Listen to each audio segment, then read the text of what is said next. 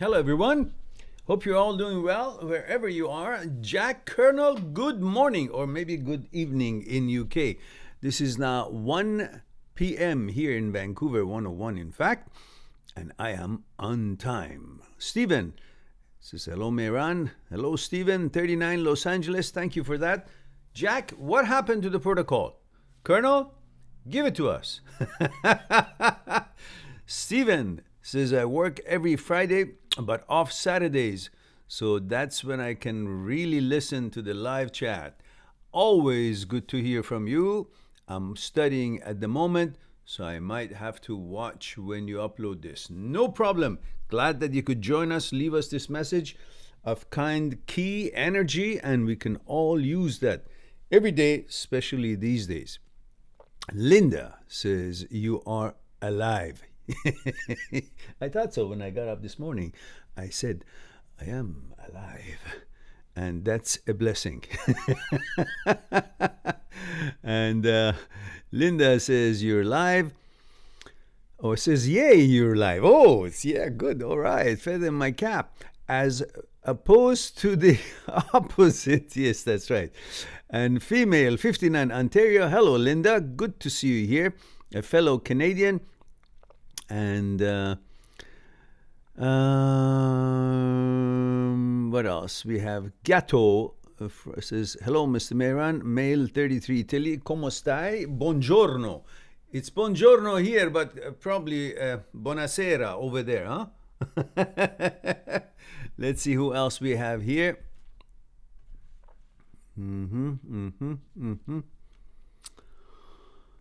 We have Jack says, loving the red shirt. Yes, I do. It's one of my favorites, and it's Tommy Bahamas. I bought it in Hawaii, and it's. Did I? Yes, I did. Yes, I did, and I love it. It makes me feel like I'm still 25 years old. That's, wishful thinking, I guess. However, meanwhile, back in the ranch, Linda says, glad I caught you. Yes, I am looking forward to somebody to catch me. And today looks like I felt there is a lasso. And I am delighted that you guys are all here and we can go on and see what the day can bring us, or in other words, what kind of questions I'll be facing with. Jack says, 2100 here in the UK. 2100. Oh, yes, that's right. 9 o'clock. Is it 8 hours ahead? 8 hours ahead. 8 hours ahead. Jack says, male 24 UK. Thank you for that. And Shaki Guerra says, hello again. Female 26 London. Hello, Shaki. Good to see you here. In other words, good to read you here, I guess, not see you here. I guess I had this Scottish accent when I said, good to read you here. Stephen says, thanks, Linda. Oh, okay, Stephen second to Linda. What am I saying here? Then Nick says, Kia ora matua Mehran. Kia ora, Nick. Good to see you from New Zealand, male 43. Always a good energy. Tobias says, good evening from Germany. Guten Tag, guten Abend, and welcome. Chris says, hello, Mehran. Chris from UK. Hello, Chris. And Gatto says, here is 10 p.m. Gatto, 10 p.m. Italy. Is it? Is it Italy, Gatto? Yes, it is. 10 p.m. Italy. Oh, they're like 9 hours ahead. 1 hour between UK and Italy. And Nick says, proverb for the day. Yes, we are ready for that. And I try to read it and hope I will not butcher the beautiful Maori language. Am I correct to say that? And proverb for the day, Nick says, Mako ano hei hanga, taku nei wahare. Says, I shall fashion my own house, meaning take charge of your destiny. There we go. We say it again. Mako ano hei hanga. Taku nei wahare. Well, I hope I didn't butcher it, and you can be judge of that, Nick. And Jack says, Unrelated, but what is your view on the coronavirus? What kind of view can I have? The hell with it. I wish it dies. I wish universe will let it go where it must and rid all of us earthlings, all the people on this planet, from this mischievous, useless, threatening virus and any other unhealthy virus aiming to destroy and harm any living beings on this earth. That's what I think about it, Jack. And Nick says, Kia ora koutou. That is for everybody. He says hi to everybody. And Wookie Wookie says, late night tonight, studying. If anyone want to chat on Skype. What the hell is wrong with you? You're studying anyhow, and you should be doing that.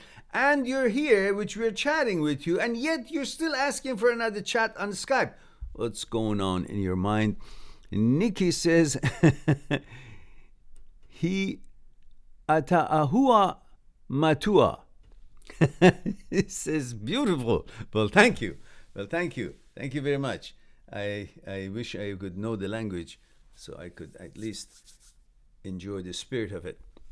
So now let's see what we have here. We are not here to chit chat, are we? That's part of it. So anyone who has something to say as far as things to do with thoughts, consciousness, fear, desire, ego, negative thoughts, transient thoughts, what's bugging you in your head, what's challenging in life, breakups, divorces, whatever else that might be a concern or a challenge to you. And Stephen says, I hope the trolls aren't back today, lol. I don't think so. Linda says, Mehran, since I started listening to you, my inner voice has gotten so quiet. I say, I wonder what my next thought will be, and behold, nothing for a while. Elaborate.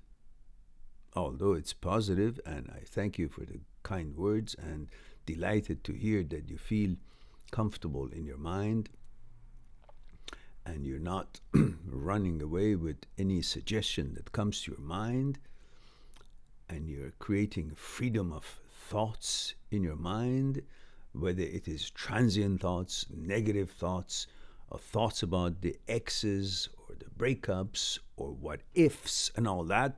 I'm delighted to hear that this channel, these talks, discussions have helped you to open up your understanding about how the psyche works and the role of thoughts. Millions and millions, if not billions, and if not every single person on this earth, all 7 billion of us, have and are constantly attacked by transient thoughts, looping thoughts.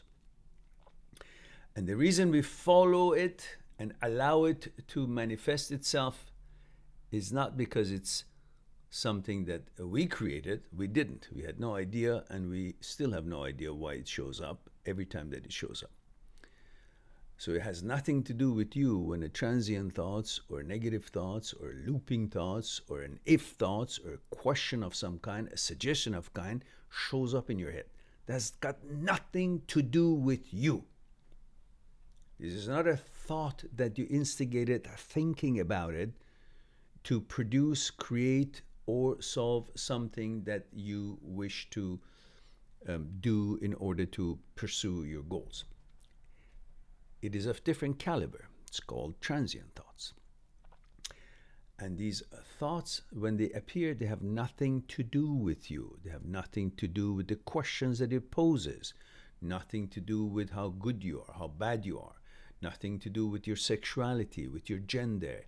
Nothing to do with anything other than the fact that they have randomly appeared due to many other possible glitches and reasons and the way that the brain functions. And we have discussed that in our discussions and videos discussing negative thoughts, transient thoughts. And of course, in my book, Transient Thoughts and Me, which you can find it on my site, mindthatseekstruth.com.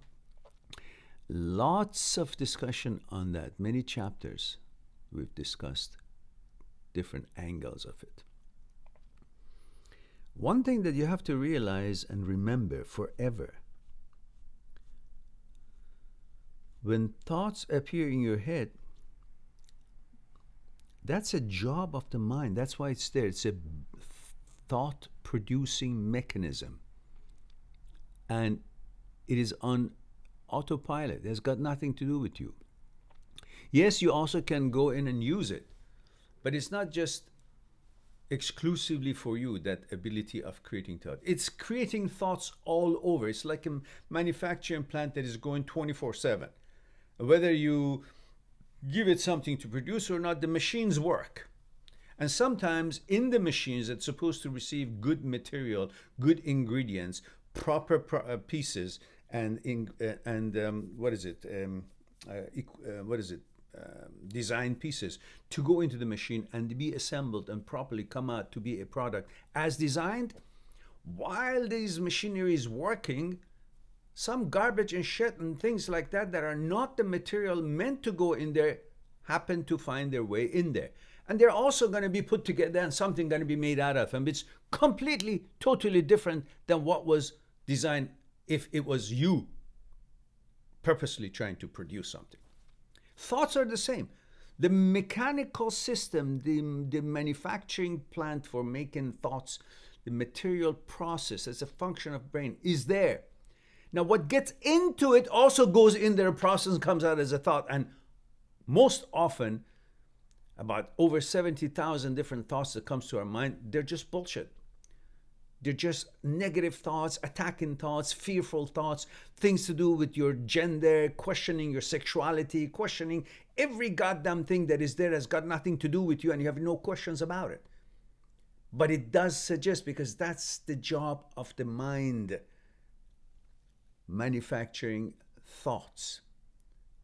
And why? Because mind is not like parts of your body that knows where they are to find their security by the knowledge of where they're hanging. You know, the fingers hanging from the knuckles, hand from the wrist, elbow, shoulder is here, my ears are here, nose is here, teeth are here, eyes are here, my head is here, my legs are there. Everything in my body physically, I know where things are. So they find their security in the place that they know they belong to, and they're hanging. They're resting their hat. But the mind doesn't have a place, doesn't have a physical place. It's all over the place. It's mixed in everything, in all other information. It's an information, it's an idea. It's got no physical presence. It's non-existence. It's in words and in pictorials and thoughts. There's no physical place for it. So where does it find its security? Mind. Because as an entity of mind and body, at least two parts of our entities, mind and body, that we are here in this life experiencing it, the body at every time knows where it is. In relation to other places, knows exactly where it is. And it's in relation to its body, knows that where they are, you know. Find security in knowing where things are. But the other part, which is the mind, has no place unless you go and research where mind's home should be in the body in order to coordinate mind and body. That's another story, which you can find that chapter in my book, Me, My Psyche, and I. But in most people who don't know about meditation and so on, the mind has no place. Or even if they know meditation, they don't practice it. So the mind has not learned where its place of resting would be. So because it has no place of resting, but it needs security, and security when there is a place for it that finds itself secure, it tries to find its security in occupation, in thinking. So the mind finds its security in thoughts, in process of thoughts. So what is it going to do? It's not going to attack you with anything that it's respond, its answer is clear yes or no. For example, you see, the mind wants something that will not, you won't be able to find an answer for it, so it will continue the process. The machines keep working so it can find its security in that process of thinking, because that's the only place it can say, that's my place, I'm here, I don't have to be scattered around. It wants to be someplace, but it can't because it's all over the place, because there's no physical presence and existence. Therefore, what it does, it creates a question in your head, which through the question you can't easily find the answer because there's no fucking answer. But it then in turn, it will have a continuous process of thinking, which it finds security in it. You understand? Now check this out. That's why it never attacks you with a question that is positive to you. You know?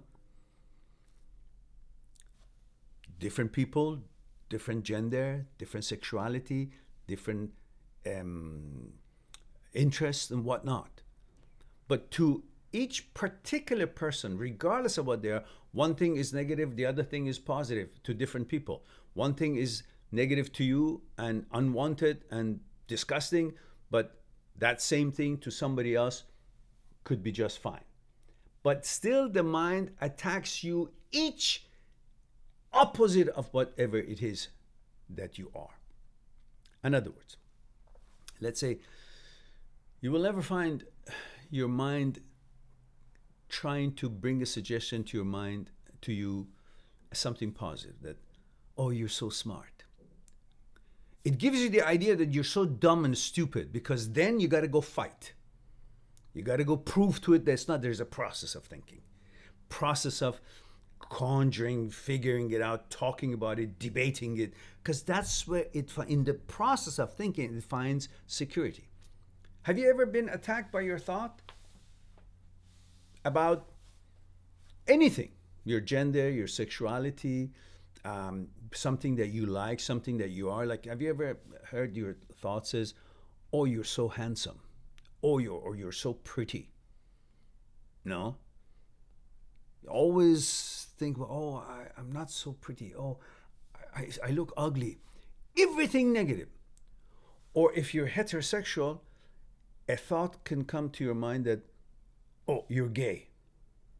Then, since you're not and you're heterosexual, then you go to fight it. You go to why do you say that? This idea of combating something that is not suitable to you keeps the thinking process, which in turn the thought that is not disciplined, transient thoughts is not disciplined, finds security, involvements, finds consumption of that energy. And because that energy is used and creates that anger to you and creates that uncomfortable annoyance to you, and you continue that all day because there's no answer to it, because it's just a bogus accusation from your thought to you. Whatever your gender is, it will attack you with the reverse of it. And then this continues, this anger, this uncomfortable feeling. And because there is no answer to it, it continues for a while, and you become conditioned to be angry, to be uncomfortable. So every morning that you get up, because you've been thinking about these sort of questions and other questions that the thought brings to you that is not accurate about you, could be accurate about somebody else, but that doesn't attack them with that. It attacks them with something that they're not. It never attacks you with what you're pleased with. That's why the transient thoughts are annoying. And because this continues, and you've been doing that all day long, you sleep angry, you get up angry, and after a while, you constantly have some feeling of something is wrong as soon as you open your eyes, because you've been having that feeling when you sleep and that fear when you get up. I got to deal with that again. But there is nothing to find the answer. the reason that you feel this way is because you are now buying into the suggestion that the mind has made, and you think it's your thoughts. Most thoughts, unless you instigate to solve something and produce something, create something, it's not your thoughts. It's just a thought. But because it happens in your brain, you think it's my thought. Therefore, it has credibility. Therefore, it's truth. Therefore, it's judgment. Therefore, it's me. I have to now figure out why. Because I'm not that. I'm not this way. I'm not that way. Whatever it is. And you try to combat it. That creates that constant discussion. So voices in your head, debating. And that creates frustration, tension. And eventually, that becomes your conditioning. It becomes habitual. And that same anger brings same energy. Same energy creates same thoughts. Considering brings about the memory of same reasons, same questions. And then again, it brings same energy and same debates. And constantly, it becomes habitual to you. And you're conditioning yourself in this way to be angry, frustrated, and never find an answer, because there's no answer. There's nothing wrong with you. You are who you are, whatever you are, and you know it, and you're comfortable and you're great with it. But the mind's business is to create these attacks in the form of transient thoughts, because it needs a place. It has no place. It's like a gypsy. It's all over the place. But in order for it to be where you are, it needs to have a focusing ability. And it's not been taught how to focus. So therefore, it finds its focus in an order. And although these sort of thinking is a continuous, repetitious thinking of disorder, it's a disorder because it's an attack, it's an accusation, it's a fight. But it finds its order in a disorder. And through this, it creates a certain kind of a routine, a certain kind of a security for itself, a place for itself, a concentration area for itself. Otherwise, it's all over the place. It doesn't know how to concentrate unless you teach it, which is in my book, Me, My Psyche, and I. There's a meditation, concentration, and mind needs a home. And it talks about where in the body mind needs to be trained to be there, so it won't be everywhere around, and to create transient thoughts more and more.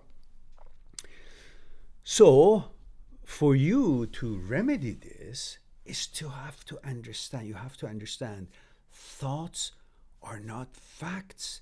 Thoughts have no credibility. Thoughts are simply that, have no worth, have no value, you have no reason to pay attention to them. By paying attention to them, you're giving them existence. You're giving them life, like the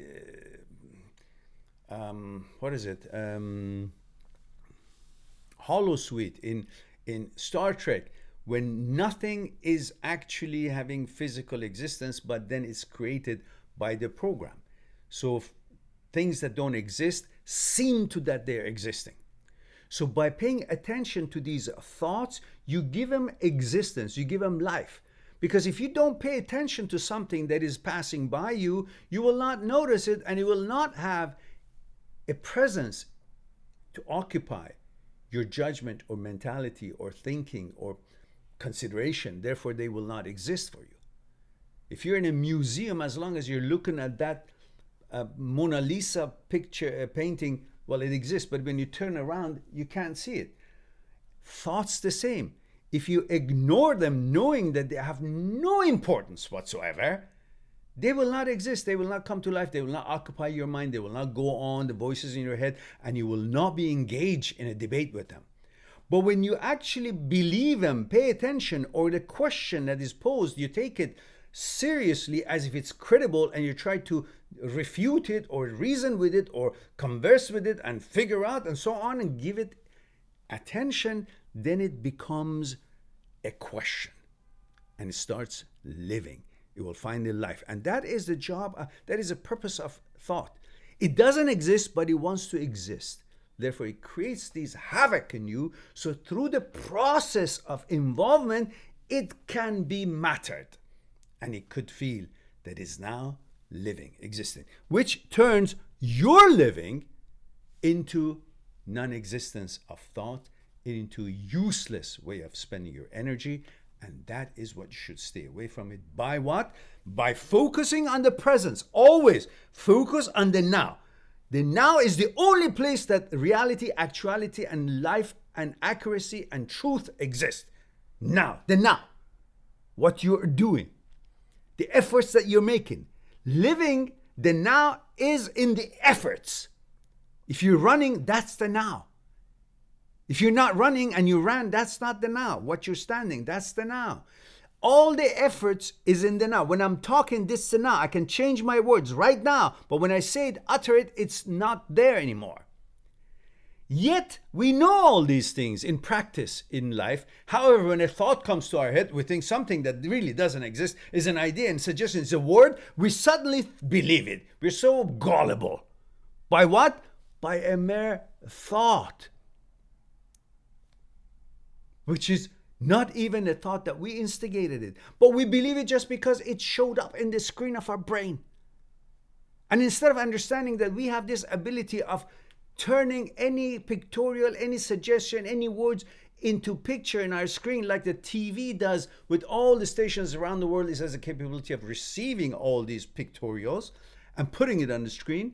But it doesn't mean that our TV produced all those programs that it receives from all around the world. It just has the capability to receive it. The same thing with us. We have the capability to receive, picture, imagine, understand these frequencies, these pictures, these ideas that is all around, these words and ideas and thoughts that are in the Akashic library of the universe.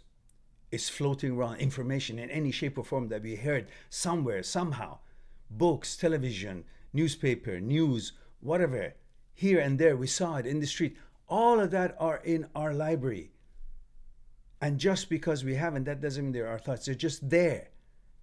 And therefore, we have this ability of turning them into ideas, which they come into ideas, and we see it, and then because it happens to be in the screen of our head, we think, oh, it's my head, therefore it has credibility. So whatever the hell shows up on it must have credibility. Not true. Your TV, you bought it, a very good quality TV from a store. It's a good quality TV, but what comes on it and shows up could be garbage, nonsense, depending on which station it's been sent. What's the quality of the pictures? Just because your television is of good quality, a good brand, doesn't mean whatever shows on it is also has got quality or accuracy or truth to it. Same thing here. It's your brain, it's your head, it's the apparatus you have that it can turn things into understanding, shows up in your screen, but that doesn't mean just because anything shows up here, it also has credibility because it's in your head, and your head, you love your head, it's your head, it's you. It's got nothing to do with it. It's got the ability of receiving, but what it's receiving is garbage, bullshit, nonsense. About 70, 80,000 of them every day we receive. We're supposed to ignore them. When you ignore them, you won't give them life. When you don't give them life, what are you focusing on? On the good stuff, on your life, on the moment. And that's where living is. And then voices in your head, you will be training your head, conditioning your head not to pay attention to whatever shows up in it. Just pass by. Like you pass by in the street, you see garbage, shit, here, this and that. You don't focus on everything. You just focus on your path.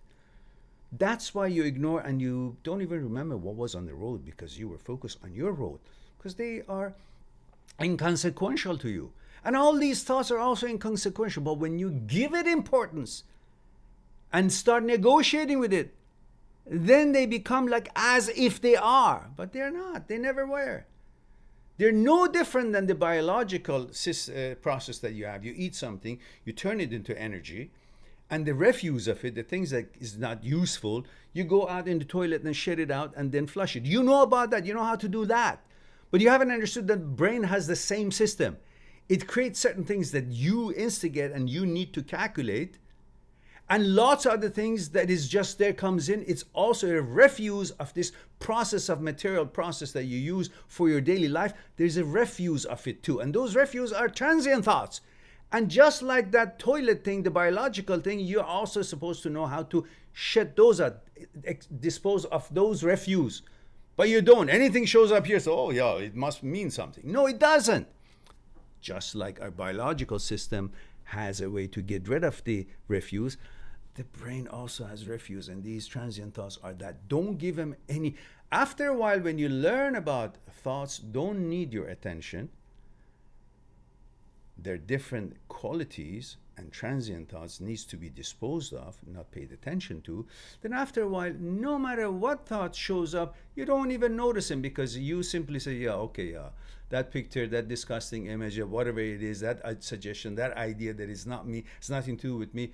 I don't pay attention to it because I know who I am, and I don't need to be distracted by suggestions. And this is what the brain does. Takes suggestions and tries to see what they are, because its job is to protect us. And by protecting, that means it pays attention to everything. Oh yeah, what? I gotta be alert. But in transient times, you don't need to be alert. Just let them pass by, and you focus on your road, like the fresh water in the river, and ignores the garbage on the shore banks. Just keep on going.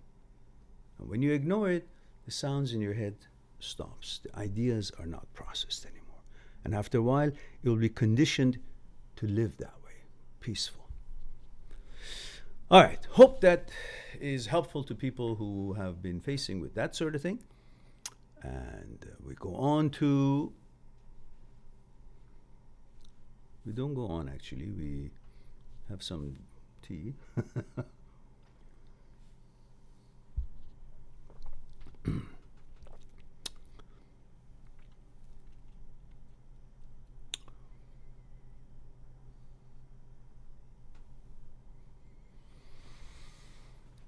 Wookie says, hello again, my friend, 21, Durham, UK. Thank you, Wookie, for being here. And, oh, we talked about that, didn't we? So we were going to where? Aha, that was Linda's question. So I hope that was helpful to you, Linda.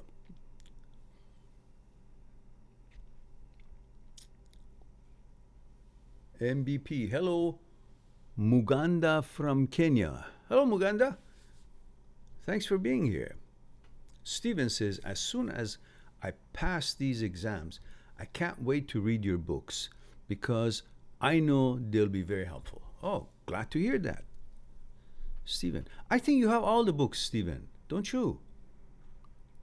By the way, guys, we have a new system in our site, my site, mindthatseekstruth.com, and we are going through some changes in there, so it will be easier for you to click on one button and be taken to where you can reserve or register a Skype consultation, and we're working on that. So it'll be awesome when it's done.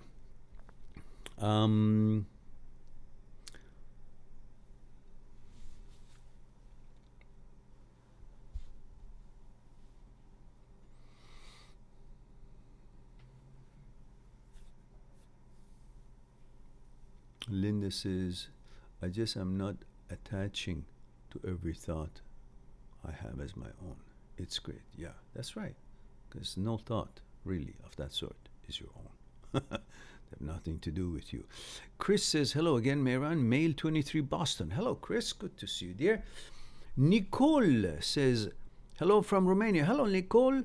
How do we manage to choose the positive thought instead of the negative ones? I guess there is a whole process why it is easier to think and do things in wrong, negative way. Yeah, I explained it. I explained it all right now, just in that bit of discussion. And of course, short of the long in here for you is that because positive questions don't create debate.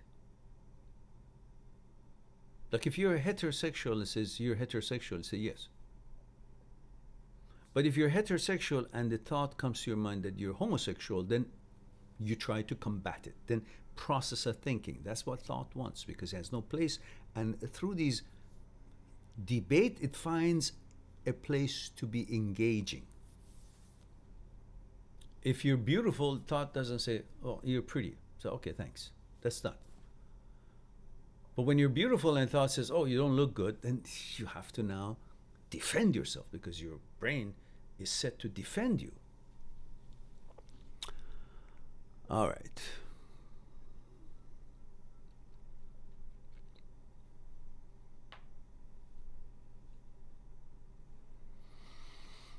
B says, my boyfriend abandoned me while I was going through a miscarriage. He asked for forgiveness and I gave him another chance. After 2 weeks, he ghosted me.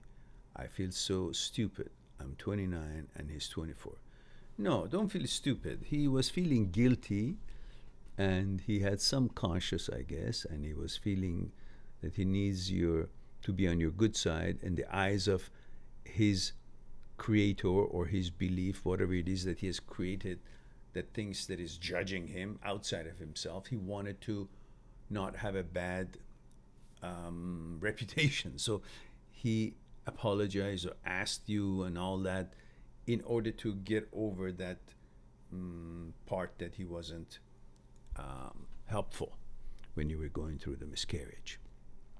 And when that passed and you were fine, then he said, okay, I feel no guilt now because, she's fine with me and I've been good. Then he left. But anyhow, you're 29 and he's 24. What business you've got with a 24-year-old? Then don't you know that he's a kid? For you, that's a kid.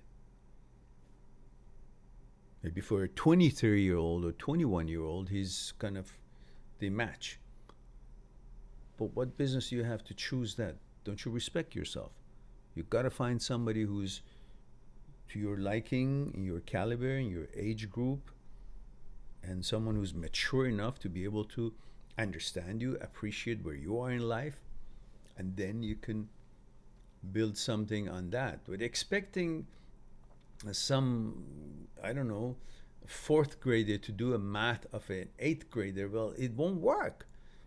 You're expecting too much from them because they don't have that maturity, understanding, experience, knowledge, education. So in other words, select better next time. B. And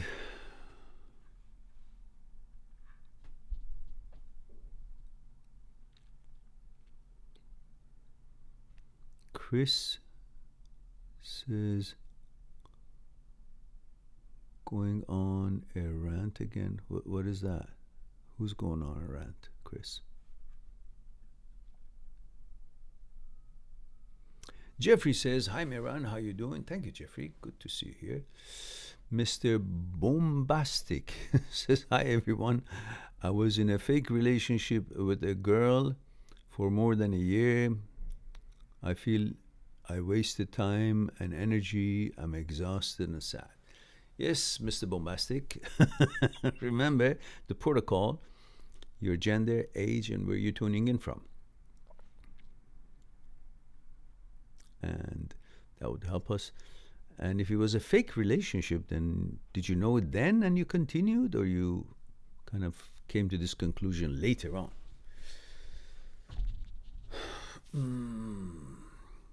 Gatto says, Mr. Mehran, sometimes I think a true love means to love unconditionally. Why?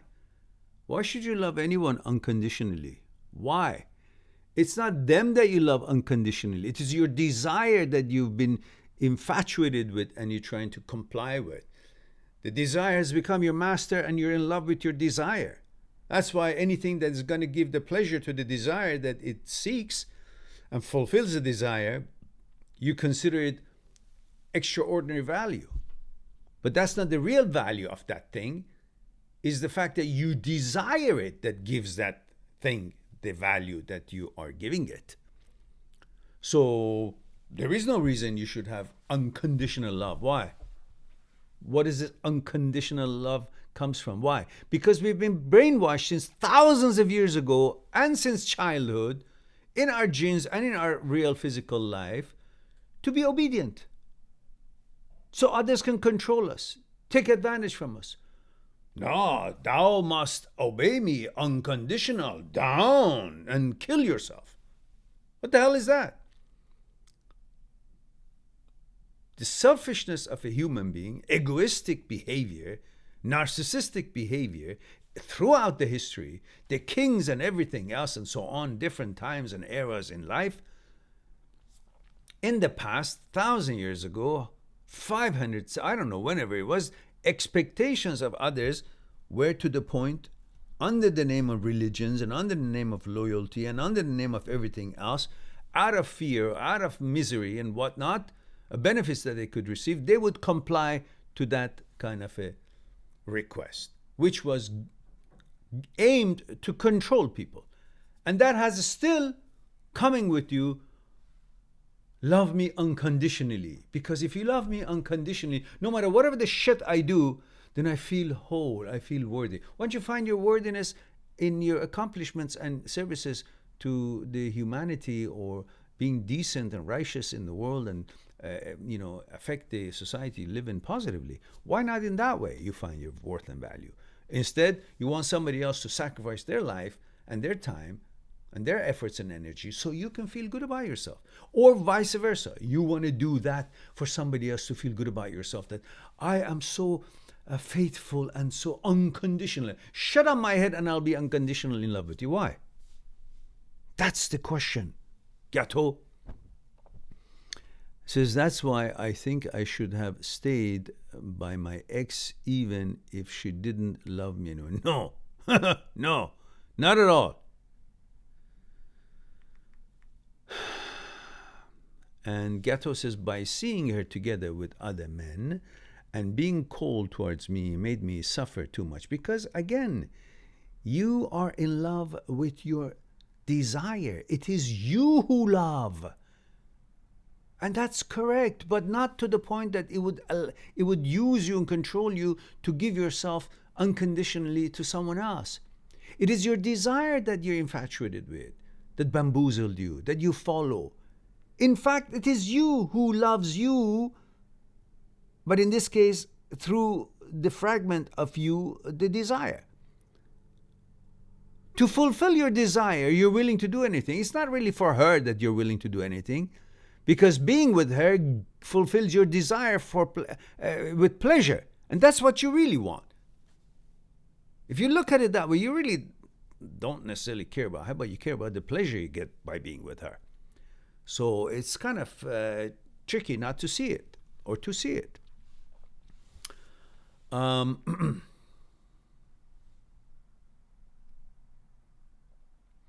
And he says, since I'm no longer in contact with her, I feel much better. Yeah, good. I went into depression. Why? Why? Come on now. Let's grow a pair. You gave her an image of deity, and that's what you're worshiping. But it was you who made her to be like that in your mind. She by herself, what has she accomplished in this life? What problem of the world has she solved if she's so mighty and great and amazing? Is she able to get rid of the coronavirus for us? No. So what is it that makes her so important, special? Nothing. Your desire for sex and intimacy, that's all. That's what you have, and you can't see it. You think she's all good. What? What has she accomplished for humanity? What has she done? Nothing. But you love her. Why? Because you're designed to love. You're a heterosexual male. You love women. And therefore, you're designed to love this, and you want to love this for intimacy and sex and so on. That's your programming. But you can't go any further than not seeing, making this more than what it is. This is one part of it. It's a good invitation to an opportunity to get to know her as a person. Women today are far more than they were 1,000 years ago. You can't look at them the same way as just a sexual object. You got to respect them. You got to understand them. You got to get to know them. You got to find out who is that persona who is carrying with her that what you really love. Her looks, her body, her sexuality, and everything and so on. The intimacy with her and all that. You got to figure out who is she? What is her consciousness like? What is her persona? What is her character? That is the person that you're going to have the relationship with, not the pleasure that she can provide. You're not having relationship with her, but the pleasure of a relationship. You're having relationship with the person through which such intimacy and pleasure is provided. Both of you providing that part to each other. But the relationship between both of you is between the two consciousnesses, who you are, who your personas are. So you got to have respect for a woman to find out who they are. Are they compatible with you? Can you guys understand each other? Compromise and have common points. And then when you get to know her, then you see if she's qualified to be your girlfriend, you're qualified to be her boyfriend. You meet each other's expectations in the consciousness level, not in the physical level. The physical level is very easy. You're programmed as a heterosexual male to love women. So you see a woman walk in there, meets your standards of beauty or aesthetic standards, then you're going to say, oh, great, oh, wonderful. And she may do the same. She looks at you, she likes your look and your fitness level, whatnot. She says, oh, great. But that's not enough, is it? You guys got to have more respect for each other and get to know who is in that physical body. And that physical body is not entirety of you or her, it's part of it. So find out who she is and see if you can fall in love, so to speak, with her way of being, her consciousness, values, understanding, programming, conditionings. Do you understand her fears? Do you understand her ego? Do you understand her desires? Do you understand her consciousness? Do you understand the train of her thoughts? Does she understand all these things about you? Then maybe you can create a relationship that could mean something. Otherwise, making somebody, putting her on pedestal. Oh, why? Have you thought? Why? What has she accomplished for humanity that she's so amazing? All right. I'm sure you can come to an answer for that on your own.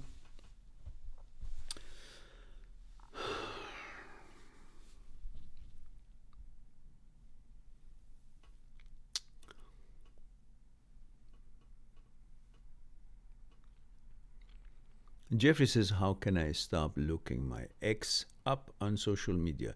Jeff 32 Toronto. Jeffrey, who is looking her up on social media? Who? It's you, right? Who can stop it? Just as you decide to go, just decide not to go. Decide not to do it. Command yourself not to do it. If you had a cup in front of you that was proven by scientists and put label on poison, but it was beautiful cup, delicious looking color of the content of the cup, but it says poison, you knew it's poison. What stops you from drinking this? Your command from your mind, your decision, your thoughtful process of this is not good for me, hence I will not have it. If it's written on it, drugs, you will say, no, I will not have it because I'm against drugs. You have a command center. But when you don't use your command center and focus on the aesthetics, oh, it's a beautiful cup, oh, made in Japan 50,000 years ago. I would love to drink something. Oh, look at the color of the content. It's amazing. Ooh, it's like a sunset in Hawaii. I would like to drink this magical potion. If you just think about all these things, you bloody hell going to drink it and die. But if you use your logic, so it's a very beautiful cup and beautiful separately, but it's got poison in it. I've got nothing to do with it. Goodbye. Simple as that. And of course, in this case, you've made her to be, again, the same things I told the previous caller, I think Gato was it that we were talking about. You're following your desire for her, not focusing on who she is, what she is, what things went wrong, and why you guys were not compatible, why it broke up. You're constantly focusing on that intimacy part, and then you just want to see, because you want to value yourself by seeing what should, why. Remember the famous saying that we say on this channel once in a while? If the wheel doesn't turn for you, I don't care if it turns at all. If that whatever it is not for me, I don't care to pay attention to it at all. Let it turn for whatever reason it turns, but it's not for me, therefore I don't care. I don't care how beautiful she is or whatever it is that you infatuate with her, but if it's not for you, she doesn't want to be with you, then you shouldn't even give a damn how beautiful it is or not. It's not for you. Go somewhere else. Who do you care? You're sitting in a restaurant and they serve the food on the table beside you. And it's beautiful, delicious smelling food. But if it's not for you, it's not your service that's coming in, why do you constantly focus on it? Just focus on whatever it is that's going to be in front of you whenever it's going to be in front of you. Otherwise, you will constantly be looking at that even when you have food in front of you. You should train yourself. You don't care what doesn't turn for you. And you move on. You wish him well, wish her well, and respect yourself as well. And B says, thank you for your words. You're welcome, dear. And we says,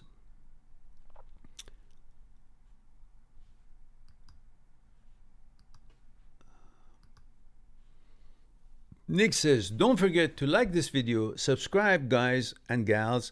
This is such valuable information for free. Isn't he right? So if you haven't subscribed, please subscribe. It doesn't cost you anything. Just click on subscribe. No brainer. Says subscribe. Red button right on lower right hand corner of the screen. Or the, I don't know, wherever it is in there. It's lower right hand corner, I guess. And if you haven't liked, just like the video. It doesn't cost you anything, but we may get noticed. So what else do we have here? We have, guys, do not forget, there are 23 people here at the moment. I better see 23 likes. And remember, we have over 1,600 videos on this channel. Almost anything you can think of about thoughts, consciousness, fear, desire, ego, order, mechanical process, material process, pleasure, anything to do with your psyche of these sorts that I just named, we have it covered here. Anything that you have, any question you have under the sun after your breakup that might come into your mind, we have a video on it. Just go on my search engine, channel's search engine, and type in the word that describes your feeling. Whatever it is, regret, how to move on, missing the ex, whatever it is, love. What else? Negative thoughts. Just write that and you're bound to see a bunch of videos and you choose from them. I've got your back. This channel got your back. You're not alone in life. You're not alone in your thoughts and dealing with your psyche. You're not alone in your breakups and devastations that you might be feeling after a certain breakup. We're here. We're all together. And everything is free here for you. The videos are free, over 1,600. I've got over about 500, 450 live talks. Each one of them addresses about 10 or 20 questions, which is about, altogether is about 12,000 questions have been answered on this channel. So pretty much you can find almost anything that could be concerning you. And if you want more than that, go on my site, mindthatseekstruth.com, mindthatseekstruth.com, and click on Talk to Mehran via Skype and make an appointment for 1 hour. And if you're a new client, I will throw in another hour for free, and we'll have 2 hours to discuss what's concerning you and explore it together one-on-one on Skype. See, what else do you want? You're not alone, you've got support, and everything will be fine. We'll go through it together. Now, these are the resources. Go on my site, roam around, and there are books there that I've written. Whether you want it in print, they're heavy and expensive, but because they're heavy and shipping is included in the price, but I will sign it and send it to you if that's what you wish. Otherwise, you can choose the ebook version of it, which is 1/10 of the price, and you can get it right away. And if you did have a problem with the link of the ebook, don't panic. Send me an email, and quickly we will send you the ebook itself via email. So, of course, there's other services too that I have on the site. You can write a short email, very nominal price, and I will record a 4 minutes or 5 minutes recording, voice recording, as your answer and send it back to you by email. And that's when you can't afford or don't want to have a real detailed one-on-one interactive discussion on Skype. And these are all available for you, for people who need it around the world, and that's what I do. Now, let's go to Chris says, will you be streaming tomorrow? I really don't know. I hope so. I don't know. And Mr. Bombastic says, I am male 33 Moroccan. I knew it was fake because of lack of sex. When we had sex, it wasn't enjoyable, but she kept contacting me. I don't trust her, so I'm keeping my distance. Good for you. Remember, you're not obligated to eat any food that is put in front of you just because it's a food that is put in front of you. You should be a little bit discriminating. What kind of qualities, what kind of ingredients, what kind of a dish it's being served in, what kind of... So the same thing with relationship. Just because, you're a heterosexual male and you're programmed to love women and you pursue it, you love it, you want it, you want that relationship and that engagement, that interaction, just because any woman that shows up, that doesn't mean it's qualified. The same thing for women. Just because you love men doesn't mean just any men that shows up. You got to see what quality they bring into the table. Are you compatible? What about the backgrounds? What about the ideas? What about future? What about, I don't know, the quality of whatever it is in your psyche? And you will find that through time. But you don't have to simply, just for the sake of having a boyfriend or having a girlfriend, I got to put up with it. No, you don't. You really don't. Be free, move on. And there's so many wonderful, amazing people in this world that if you just don't give it a chance, you won't find, just because you're all focused on fulfilling your desire. Oh, my desire and my ego says, I got to get the girl. So I have to go to the girl, even though she doesn't treat me right, but I have to get her. Because if she goes with somebody else, that means somebody else is better than me. And I'm conditioned to be more and better than everybody else. I'm compared all my life. So therefore, I got to prove that it is not to my ego. I'm devastated. Then your ego is running your life. Through making you to go after your desires and fulfill your desire through pleasure, and the ego is fluffed, but doesn't care about you. You're the boss, not the ego, not the desire. They're your fragments, and they got to comply to your wishes, not the other way around. And Gato says, you're right. Thank you for your words, Mr. Mehran. You're quite welcome. Prego, prego. And Linda says, Mehran, why do men these days want to have 2, 3, or 4 women at one time? Are they that scared of commitment to one woman? Not really. They may not have hit it right, like it's not a total compatibility between, but they can't say no to sex, to intimacy. Because believe it or not, we are built, programmed, heterosexual male is programmed for procreation. It pursues woman, pretty much puts up with everything just to be between her legs. That's the programming that the universe, nature has done in order to keep the species survive. And that prime directive is overriding everything else that this human being has evolved to become. To think, to judge, to find compatibility, quality. And this is a problem that most men have, and some more than the others. They constantly trying to prove to themselves and to the others that I'm a stud muffin. So many girls like me, because that's the only way that they can say, I've become something, I'm something. And that something, even if that was true, that they had many girlfriends around them for one reason or another, it's not their doing. They look that way or they attract girls, that's all. But they haven't made anything else out of themselves in life. So the only thing they know is to see if I can get more girls to feel like I'm more accomplished, which is stupid. Nobody is going to be considered accomplished because it's got a bunch of girls around them. Who knows what those girls are, what quality they are? Everybody can get girls around them depending on what kind of, how low you become in your standards. So, but they don't know any better than that. So someone who's got a bunch of girlfriends around them, they may be at a certain age that is the only thing is in their mind, which is fine, till mid late 20s. That's how men are. They're constantly looking for as many girls and pretty girls and to make love and have sex and feel good about themselves, because that's their origin of programming is. A heterosexual male, that's how, what's the most important thing in their life is that.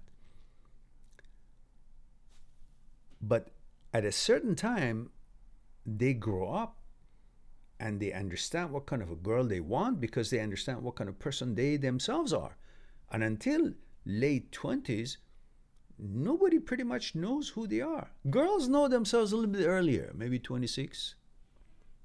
In this day and age, 26, possibly around that time. Boys probably about 28 start getting to know themselves thoroughly. And then they start realizing what kind of a girl they want on the basis of how they have come to know themselves. But until then, and if they're still doing this over that age, then they've got a little bit of a commitment issue, because they're perhaps not sure if they can afford providing for the family, or they don't have the patience for a continuous relationship. They don't have any depth, maybe. They don't have any, maybe, plans. And they just don't want to go that route. They just want to, be here, be there, because maybe they're not there yet. So I can't say everybody is falling in that category that I explained, but that is one of the motivations that and remember, women have always been the highest level of affirmation for heterosexual male. When they are with a woman and the woman likes them, loves them, have sex with them, they feel like they've been affirmed. Their manhood has been affirmed. They're the top dog. And that's what we've been conditioned since childhood to think. I got to be better than everybody else in everything. How stupid is that? We don't really focus on how important it is to be best at math or anything like that, so we can be better than everybody else. But we focus on being best at having more girlfriends, prettier girlfriends, have sex with many girlfriends. That's the way the society has conditioned us somehow. But eventually, you will be looking for someone who has outgrown that and understood that. So that's basically what you should be looking at now, knowing the makeups of the psyche, of the human psyche. I hope that is helpful answer to somewhat. And Chris Wide, don't forget, guys, click like if you haven't, click subscribe if you haven't. 25 of us here. I better see 25 likes, for heaven's sake. Otherwise, I'll follow you with the ugly stick. And of course, I can't travel these days because of the coronavirus, so therefore, you're off the hook. So, Chris says, hey, Mehran, I'm here because I've split with my husband. It's not Chris, it's Charlotte, sorry. We were together for 17 years. I know deep down it's the right thing to do. But how do I stop the pain? I feel like someone has died. Yes, of course.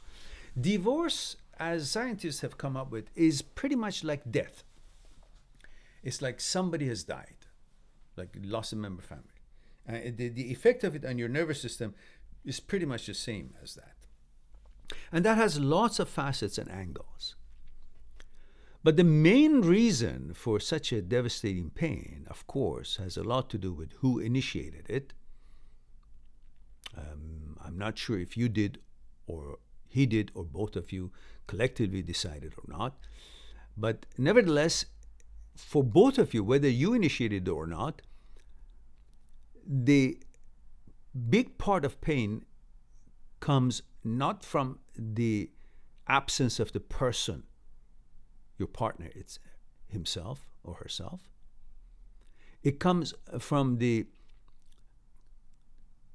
distortion in the order of your life. In other words, when you were single, you had a certain order. There are certain things you would get up and do, from washing your teeth, washing your face, having your tea or coffee, your breakfast. There's a certain routine. Then go get the bus or drive your car, go to your work, after work, go to the gym or meet your friends or whatever it is you do, sports activities, cinema, whatever it is, and the societies you belong to. All these called mechanical processes, that through these mechanical processes you would have created a routine, and that routine is called order of your life. And the brain mind finds, one of the places it finds its security is in an order, which we talked about it earlier on. And mind even finds a disorder that is engaged in all the time an order. It just wants a process. And in your case, this routine in your single time had created an order. Then you got married. You met someone, you got married. And this single way of having an order transformed itself slowly into things that you guys were doing together. Getting up together, having your tea or coffee, breakfast, and then go to work, and then text each other, call each other, projects you had to each other, relying on each other's services and contributions to the relationship and to the things you were doing, places you would go, things you were involved and active in. All that eventually created a new order. And that became the routine of your life. And in that new order, your mind found its security, its order. 17 years passed, and that order is broken up. So imagine, distortion is not coming from the absence of the person itself. That's, of course it is, but is also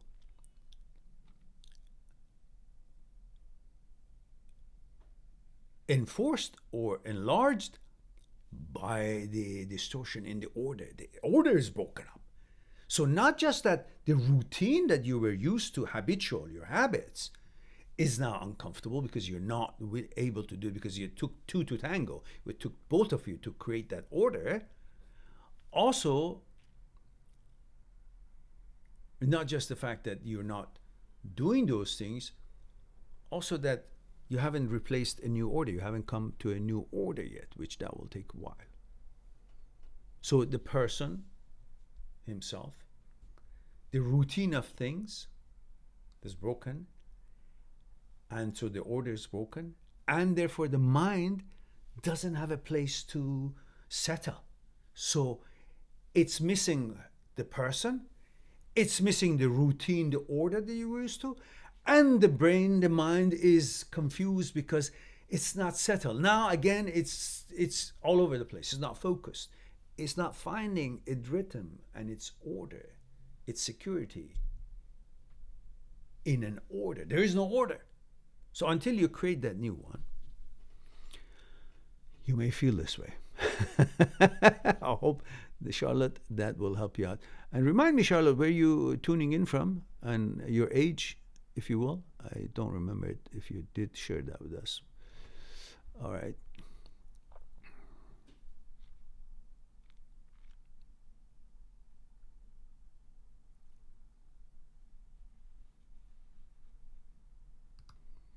Linda says, sorry, Miriam, but these men are in their late 60s, think they're God's gift to women. No, no, that's bullshit. Any man in their late 60s, not a, uh, sexually is not a gift to any woman. Maybe in memory. So they're wishful thinking, and perhaps it's one reason that they they just don't have that confidence in order to get married with someone, because they don't know what the next day will bring as far as their abilities are concerned. They're no gift to one unless they have such manners and wisdom and so on and so forth. Well, that's a different story. That's real life. But what they think, it's their disposition, it's their image that they have created in your mind. And perhaps you need to be a little bit stronger in your mind and a little bit more sure yourself, and start choosing and selecting rather than just being there to be selected or chosen. What are your criterias? Why do you qualify them? It's are they wealthy? Is it their money, or is it their comfort lifestyle? If that's the case, it's just like saying a man would think a pretty girl is qualified. Well, the pretty, she didn't accomplish anything. It's just pretty. That's how she was born. That's not enough to find a qualified. Same thing, if a man is a wealthy person, that's not a qualification. It's maybe okay. It's a bonus, just like the prettiness of the girl, but it's not a complete qualification, because you're not having a relationship with the man's financial abilities, just like the relationship with the pretty woman is not with her prettiness, it's with her psyche. It's a consciousness. What is that person like? What is her persona, his persona? So you need to judge them on those bases. And if they think that they're gift to women, they're full of shit. It is up to the woman to think if they're the gift to them or not, depending if they are compatible or not. But thinking that way on their own, for no reason at all, unless they're really good people and they're of, good caliber and so on and so forth, then you would be the judge of that and see if they are really a gift to you or not. But for no reason, just because they think that way, that's no reason to fall for it.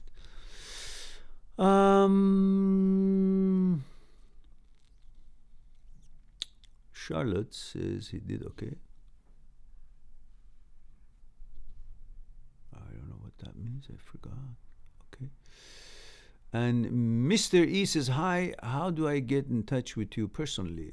Mr. E, you can go on my site, mindthatseekstruth.com, mindthatseekstruth.com, and click on Skype. Talk to Mehran via Skype.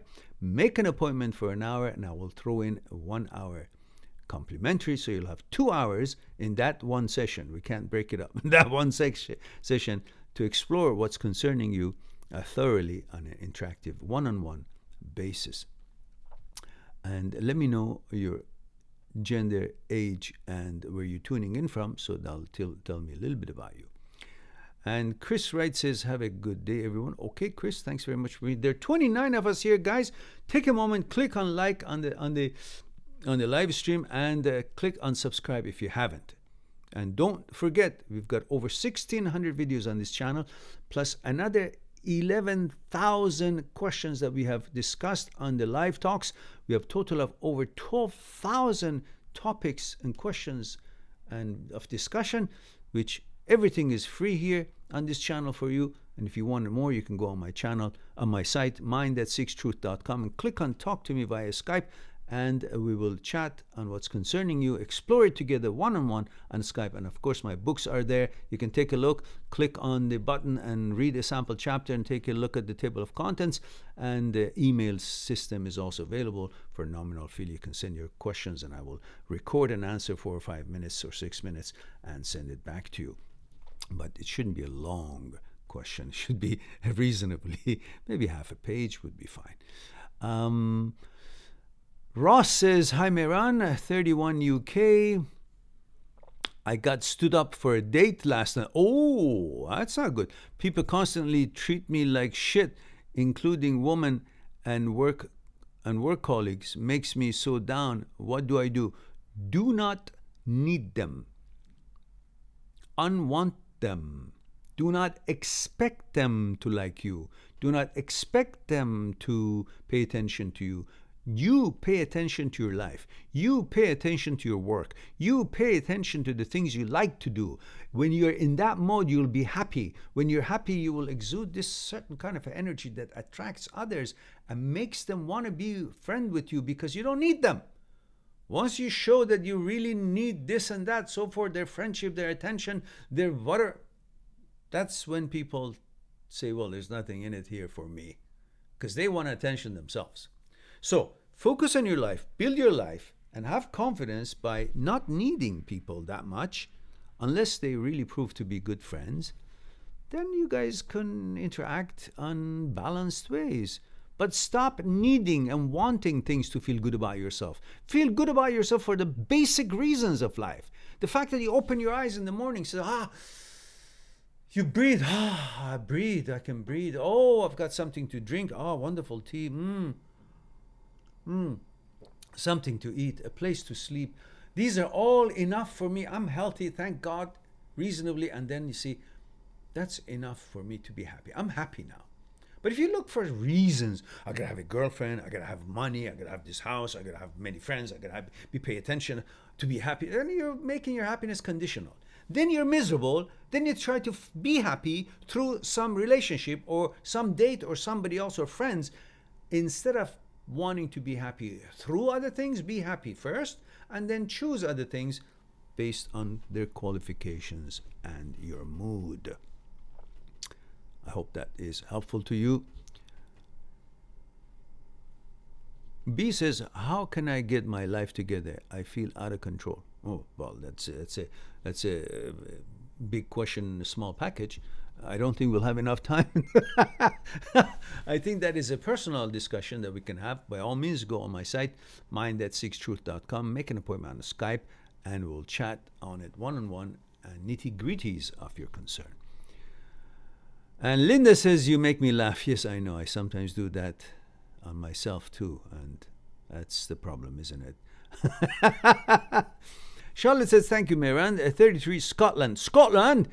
Scotty, beam me up, and thank you for being here, Charlotte.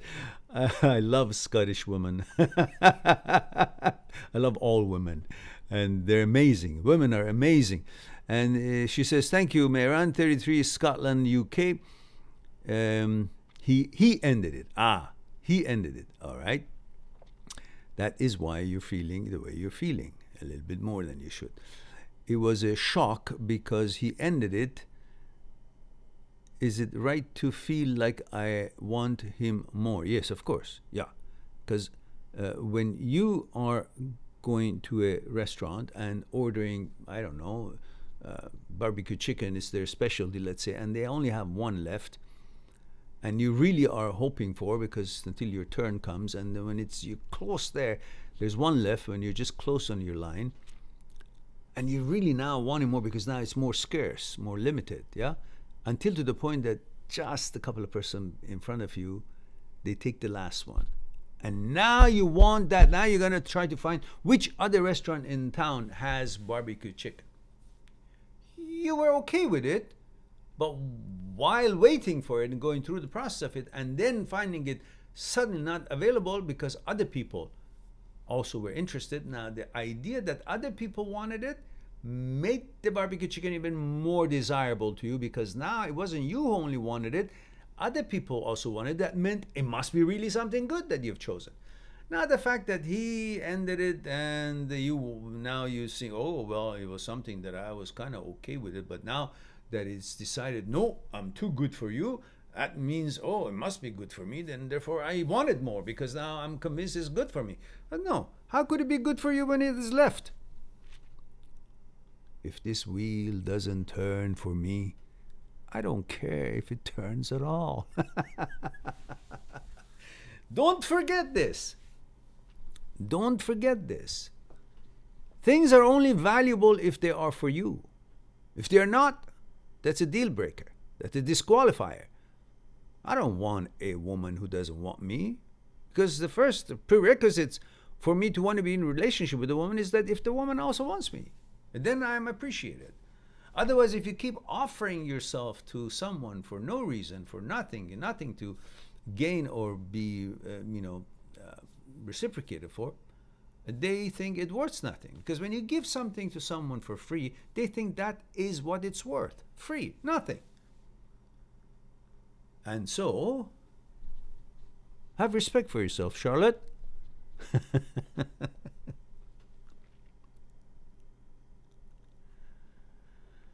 I never forget that sentence that I just shared with you guys.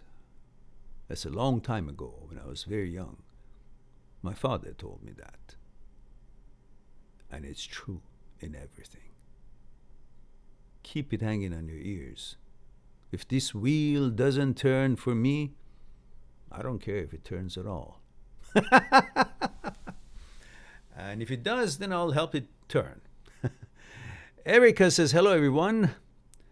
What is their topic here? Well, the topic is anything you want it to be. Anything to do with thoughts, consciousness, fear, desire, ego, mechanical process, pleasure, order.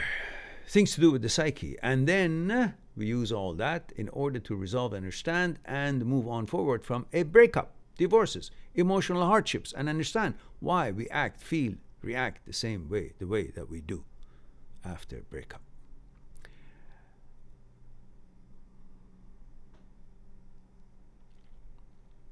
And Larry Cito says, why you decided to do this breakup content? Ooh, it's been 6-7 years. Because that is something that most people in the world have in common with. And it's a good question, guys. Just listen up.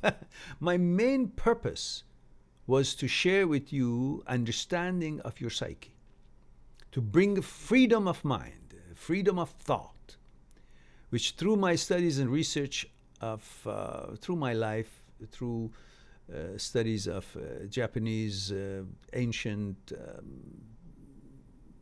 rituals and understanding in meditation, mind and body coordination, and so on. And then through my life experiences and research, and then I stumbled on valuable research and efforts, teachings made through masters of 100 years ago. For years, for me, it was an amazing, interesting topic to understand our own psyche, how we are put together, why we act and react, why we tick the way we do, what is the role of thought and consciousness, and the relationship between the two. What about ego? What is ego? What is desire? What are the prerequisites for desire to be born and how to stop it? What about pleasure? What about fear?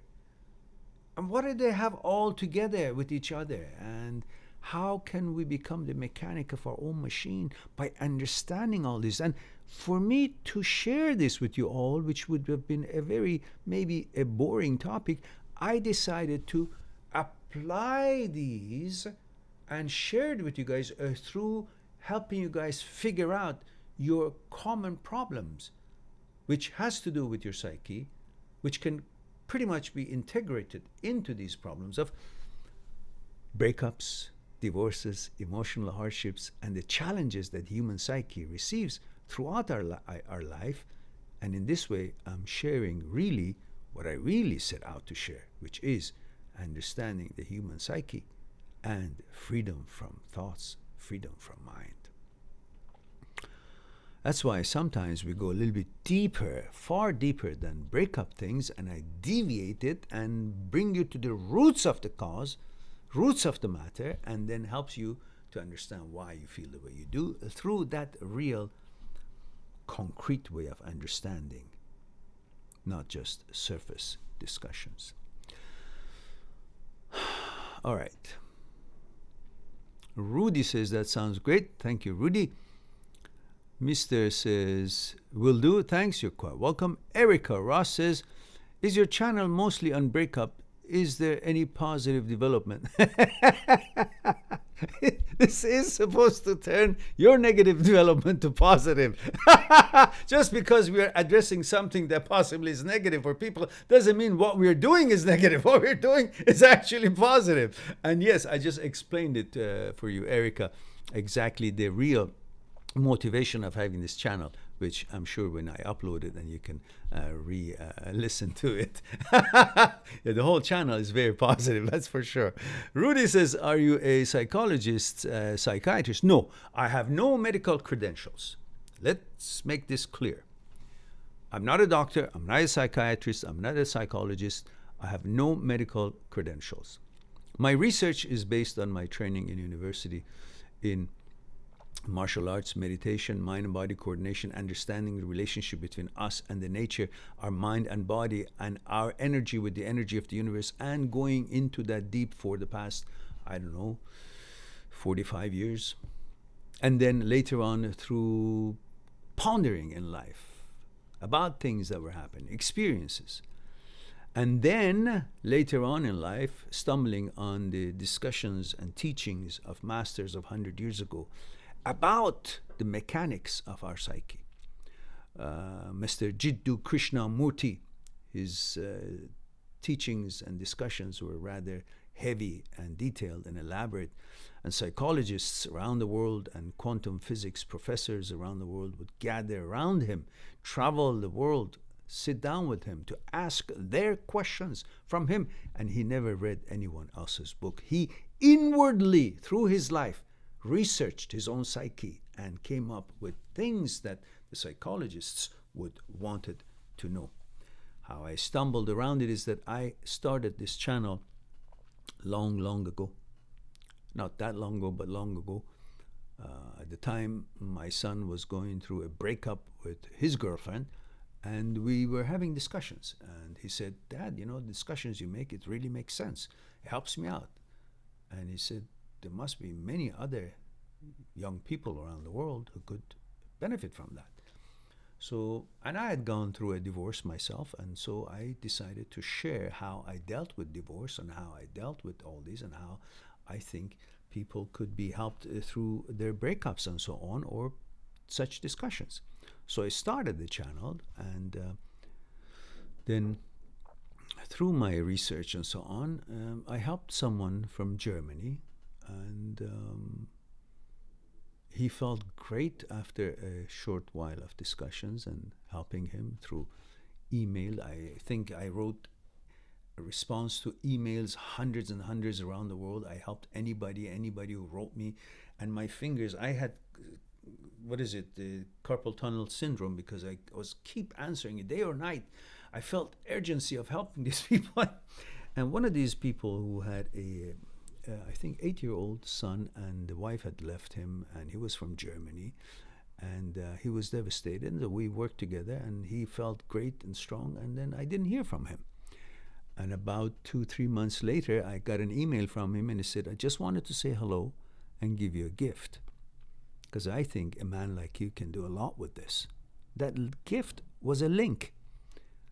I opened the link, and it was like fish to water. I had found my ocean. And that was teachings of Mr. Jiddu Krishnamurti, which scholars around the world, professors would interview him, universities would invite him for lectures, and he had lectured all around the world, India, UK, Canada, United States, all over. I think Sweden, all these places. And I simply went into this, submerging myself into these discussions that he had with other attendees, psychologists, and so on and so forth. And then I would walk by the ocean at nights, maybe 1, 2, 3 o'clock in the morning, and think about what I heard. And as he recommended, inwardly tried to understand my own psyche. And then I ended up going bit by bit deep and deep and deep, and to be able to now amalgamate what I learned in my martial arts and meditation and understanding relationship between our mind and body and their energy of the universe and us and our connections with the universe and nature and so on, and with the teachings that I experienced through life, and then stuff that I was absorbing night after night and after night for years and pondering by the ocean. I was able to put them all together and deliver them in a different way, maybe more digestible way, as it took so long to understand the nitty-gritties of teachings, of important teachings of Mr. Jiddu Krishnamurti. So I've mentioned my gratitude to him in my books, and most of these gurus today, which of course I'm not any one of these gurus, most of these famous people in the world who help people, I believe most of them have learned or read Mr. Jiddu Krishnamurti's books. I haven't read any of his books at all, but I've watched, listened, analyzed, pondered inwardly for thousands and thousands of hours of his lectures and discussions and teachings and so on. But most of these people who help other people and are very famous in the world, I know, in my opinion, from what they seem to be talking sometimes, they've learned it from him, and they never mention his name. They give no credit to him, as if it's a secret, that it's me. They all talk about not having ego, but they never say that they learned it from him, or at least some of the things. I'm sure we all have expanded on it and brought our own ways into it, like I have, like they have, but I think it is cordial to mention where the source and the master of it all has been, and it's just proper to give credit to the big teacher. So now, who asked that question? Got me going. I think it was Erica, huh? Oh no, it was Rudy asked if you're a psychologist. See, Rudy, you are now sorry you asked that question, aren't you? Long answer for a short question. Erica says he is a wise person. That's enough. Thank you. You can be my lawyer, Erica. You can be my promoter, not lawyer, promoter. Rudy says, no, I understand. He's amazing. Just interested in background. Yes, thank you. I appreciate that. That's all right. Jeffrey says, hi, Mehran. What do you believe are some subtle clues a woman would give to you that they are attracted to? By simply laughing at your jokes, even if they're not so funny, or texting you or calling you, or being receptive to the plans that you make or suggestions that you make to maybe go out for a dinner or movie or walk, I don't know, on the park. Of course, these days you don't want to take him to crowded places where there's coronavirus going. So pretty much just common sense stuff, common sense stuff. You know how you behave around a woman that you like? How, agreeable you are and how open you are to their suggestions? That's exactly what you should be looking for. And that would be a genuine interest, rather than trying to convince them.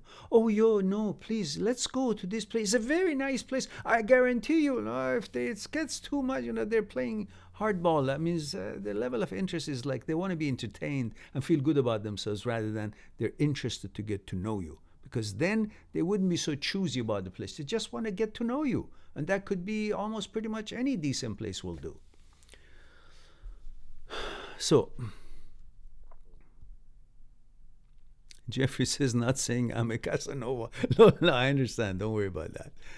And now,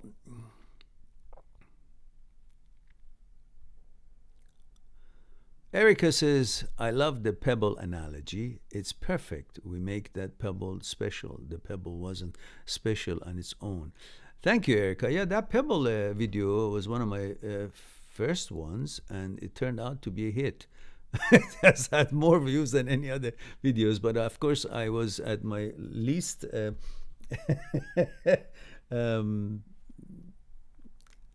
informative level, I guess, about the rest of the stuff that I discuss on this channel. And Charlotte says, thank you for your words. You're right with the whole routine thing. I will regret that mantra. If the wheel doesn't turn, I will repeat that mantra. If the wheel doesn't turn for me, I don't want it at all. Good for you. I'm actually from Yorkshire, but live in Scotland. Ah, lovely. Lovely. These words are so magical names. Yorkshire, Scotland. I always, since childhood, see these names in movies and so on. And of course, I've traveled quite a bit. When I was a child with my mother and brother, we traveled to Europe often. But still, it always had these magical, historic connections. B says, do you think it's better to move in silence? I notice that when I share my plans or goals, I don't feel as passionate anymore. Yeah, it's always a good idea just to your things, and when you've done them, then everybody will know rather than keep talking about it. Because then you feel the pressure of, oh, I've said it, now I got to do it, but I don't want to do it. But I feel it becomes a little bit showcase kind of. So just do what you got to do after pondering and properly analyzing it and evaluating it and then preparing for it. And once it's accomplished, people will know. But it's most important is you, what you want to do and what you set out to accomplish. And Charlotte says, I met my partner at 16 years of age, Mehran. Oh, you were so young then. And I'm trying to be positive about all the things we experienced together. But it's hard not to feel it's been wasted. No. It's a waste if you want to use that as a platform, as a foundation for what you want to build in the future. No. That will not be a foundation because it doesn't exist. Past doesn't exist. Past is dead. So you cannot try to build something real on a dead existence or non-existence of something. In other words, trying to build a building on where there's no ground. It's in the air, but I want to build this construction. Well, what about the foundation? So do not use memory to build something new in your future, because you're always having the whole structure that you're going to build, because it's built on a fictitious foundation, non-existent foundation, on memory, it will always crumble. So you need to be in the present time, present moment, build your life, focus on you, and understand life is now. Life is not what it was. The past is gone. What it was is the past. Past is dead. Memory is dead. So I can't build a life in the memory. And the reason you go in the memory, because in the memory there is blueprints, recordings of the orders that you had in your life, and you felt good about it, and mind would find its security in the orders that no longer exist, but it exists in the memory because we record 24/7. We record everything in life. And that's why you keep going in the memory, and in the memory you find the order, you find the memories, and you feel good about it, and that's why you want to stay there. And that's why some people, that's one of the reasons some people get depressed, because they're always living in the memory and they don't want to come out. They don't want to go out. They don't want to go anywhere because that's their comfort zone. In the memory, they find the order and they sit there because that's where the imprints of the order is, and that's what makes them comfortable. They come out in the reality, they haven't built a new order. There is no order. The mind feels confused and therefore is walking around like a gypsy and then doesn't feel comfortable. It keeps going back to the memory. So therefore, do not rely on memory to build your future life. Do not rely on memory to build anything. That was only telling a story of how you were building what you were building. Now that is no longer there. Use the experiences that you had to build something better. Do you build another, I don't know, a rocket that exploded in the test or in its previous mission to Mars or to Moon, and you build the new one on that? No, you build it based on the experiences you got from that. Yes, but you can't build the same one. But being in the memory is like you want to build the same one that didn't work. So why should you? All right, I think I had enough. I said enough. And Gato says, you soon, Mehran? Okay. Well, how long have you been here? Oh, it's time for me to shut it down too. Let me see if I can answer more questions. Rudy says, my ex-GF has bipolar and I broke up because I couldn't deal with the negativity. This is how I came across your videos. How do you cope when you are in love with someone who isn't right for you.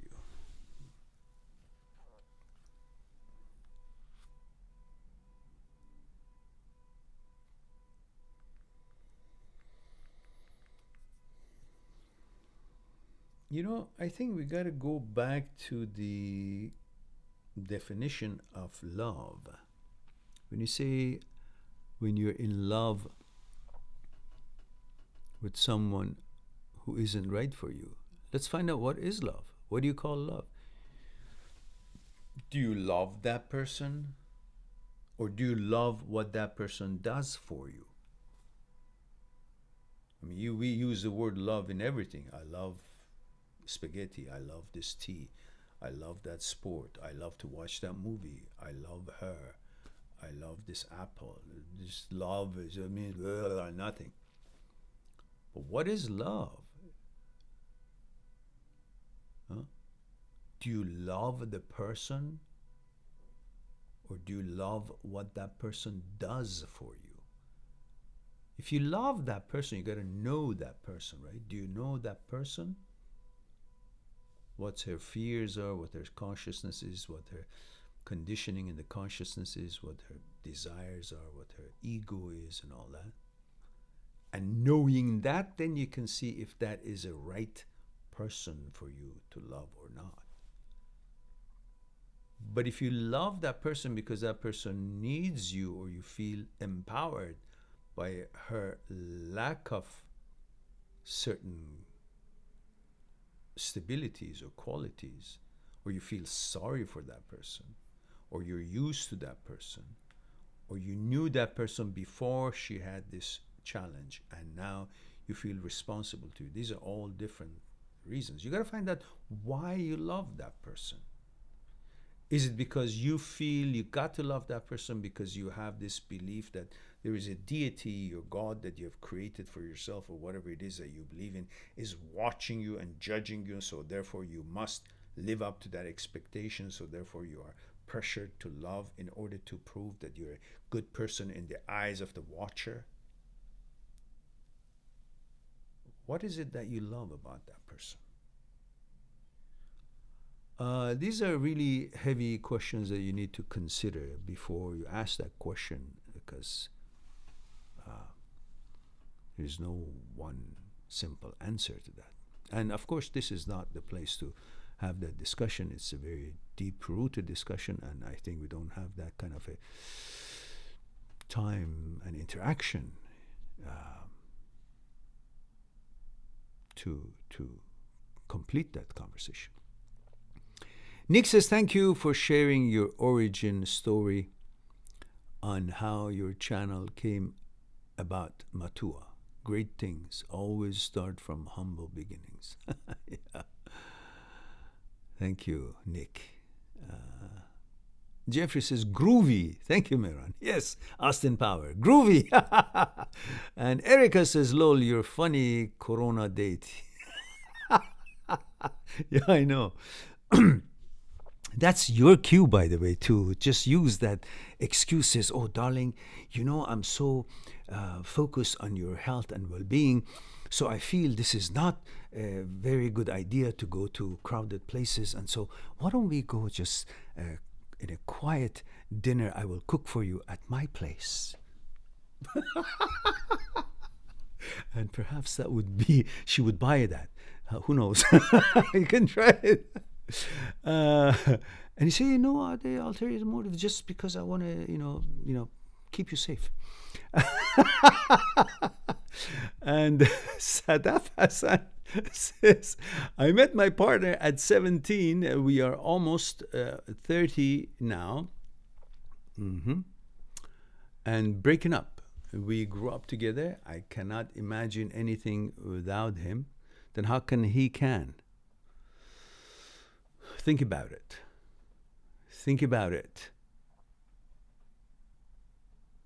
If he has decided, or you guys have decided to separate, well, that's the decision you guys made, or one of you made, or both of you made.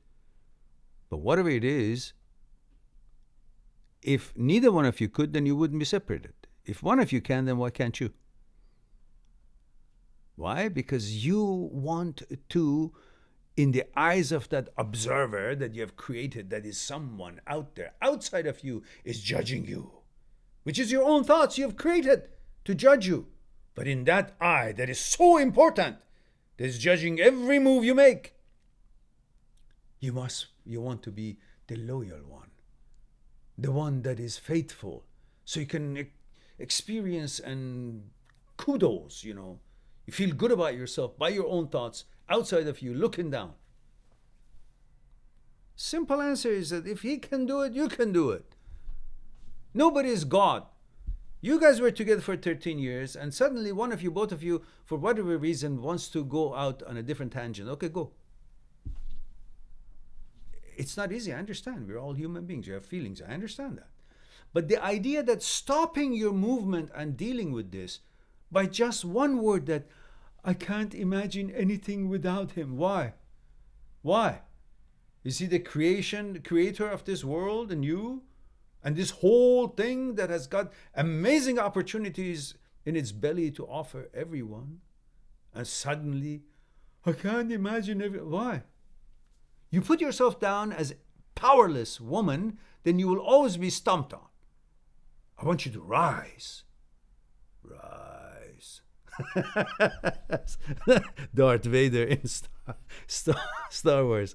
I want you to rise above your understanding, above your capabilities, and understand that you are a human being, a powerful woman who can take care of the challenges of this life.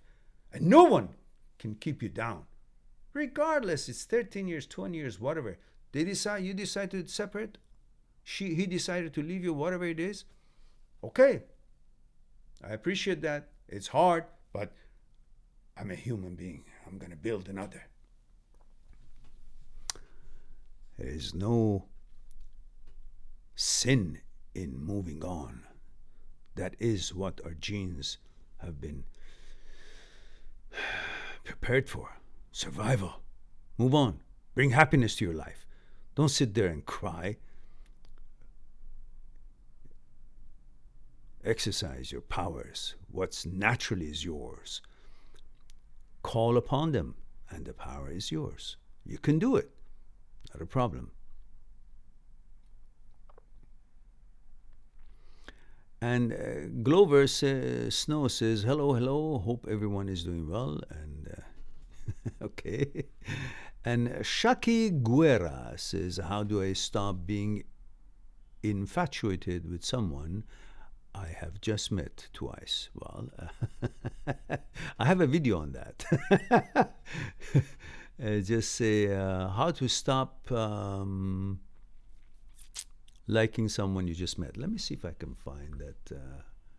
I don't know. Just go through it, because I want to end the discussion. I'm going to answer more questions, but go through the search engine and put in how to stop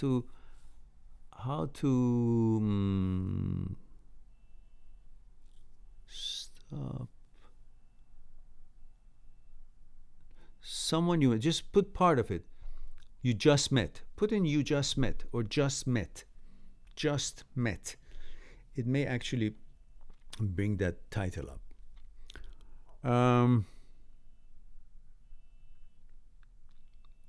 Sadaf says, how will I stop comparing any future partner with him? Just stop. Why would you compare? Well, you think everyone he's the collection, a representation of the whole entirety of the experience of life? He's just one human being, and his limited knowledge as every one of us else is. Now you're 30 years old. You're perfect age of a woman. 33, 30, whatever it is. From now till 40, woman is at this perfect state. Now you will have, if you handle yourself well, have enough confidence, you will have so many people interested in you, and you will be amazed how amazing, wonderful people are there for you to select from. Don't sell yourself short. You can always talk to me on Skype. Go on Skype, make an appointment. I'll throw in 1 hour to your 1 hour appointment, and we'll have 2 hours. We'll discuss it. and you will know the powers that is within you, and you're not using them. You're just putting your head down as the conditionings you've received through your culture and society and your upbringing and so on, and you shouldn't suddenly feel like you're powerless. No, it's not true. You've got a lot more power than you can imagine. It's all in here. All right, let's see.